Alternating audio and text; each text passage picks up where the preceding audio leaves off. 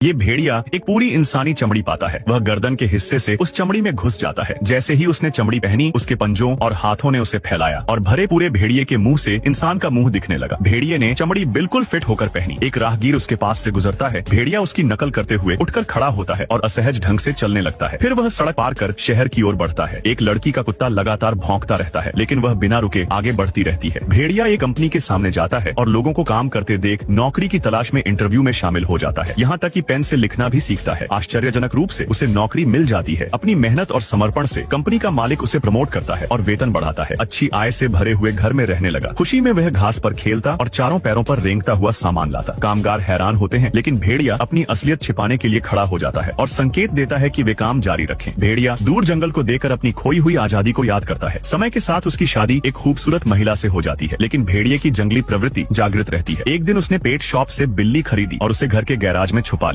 जब वह ताजा मांस खाने वाला था, तभी उसकी बेटी गैराज का दरवाजा खोल देती है। वह अपनी असलियत बेटी के सामने प्रकट नहीं कर सकता था। रात को टीवी पर मांस खाने वाला भेड़िया दिखता है और बेटी के हाथ में भी ताजी खाने की चीज होती है। वह पत्नी से कहता है कि अब वह अपनी जंगली भूख को दबा नहीं सकता, लेकिन पत्नी उसकी बात नहीं समझती। अगले दिन ऑफिस की मीटिंग में भेड़िए को मांस के सुगंध आने लगते हैं। वह सहकर्मी के गले पर छलांग लगाता है। सब दंग रह जाते हैं और भेड़िया अपनी असली भेड़िए वाली शक्ल दिखा देता है। भेड़िए को कई लोग पकड़ने के लिए दौड़ाते हैं। वह डरकर अपने घर भागता है, लेकिन उसकी असलियत देखकर पत्नी और बेटी घबरा जाती हैं। वह अपनी इंसानी चमड़ी उतार देता है और परिवार से समझदारी की उम्मीद करता है, लेकिन पत्नी उसे बाहर निकाल देती है। वह भागता है, पर पीछे लोग उसका पीछा करते हैं। वह जंगल के किनारे पहुंचता है, लेकिन वहाँ इंसानी मकान बन चुके होते हैं। वह सड़क पर खड़ा रहता है और एक कार उसे कुचल देती है।